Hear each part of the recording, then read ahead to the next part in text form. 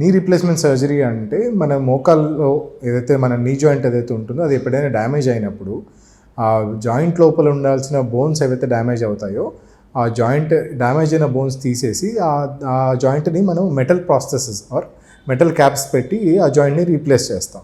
So మన femur bone అంటే మన థై బోన్ ఒకటి, లెగ్ బోన్ ఒకటి, రెండింటి మధ్యలో జాయింట్ అనేది ఉంటుంది.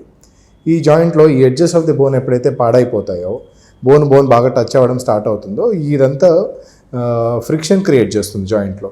అలాంటప్పుడు పేషెంట్కి సివియర్ పెయిన్ ఉన్నప్పుడు ఎక్కువసేపు నడవలేకపోవడం, ఎక్కువసేపు నిలబడలేకపోవడం, వాళ్ళ పని వాళ్ళు సరిగా చేసుకోలేకపోవడం, ఇలాంటి కండిషన్స్లో మనం నీ రీప్లేస్మెంట్ సర్జరీ అనేది అడ్వైస్ చేస్తాం.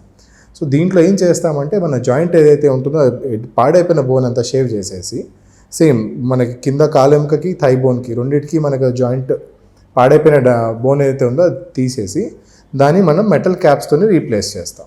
ఆ రెండు మెటల్ క్యాప్స్ ఇటు సైడ్ అండ్ కింద భాగం కూడా మనం మెటల్ క్యాప్తో రీప్లేస్ చేసి రెండింటి మధ్యలో ఒక ప్లాస్టిక్ మెటీరియల్ అనేది రీప్లేస్ చేస్తాం. సో మనకి ఒక కొత్త జాయింట్ వచ్చినట్టు ఉంటుందన్నమాట. సో దట్ వాళ్ళకి పెయిన్ లేకుండా నడవడానికి, మెట్లు ఎక్కడానికి, దిగడానికి, వాళ్ళ పని వాళ్ళు చేసుకోవడానికి పెయిన్ లేకుండా ఉంటుంది.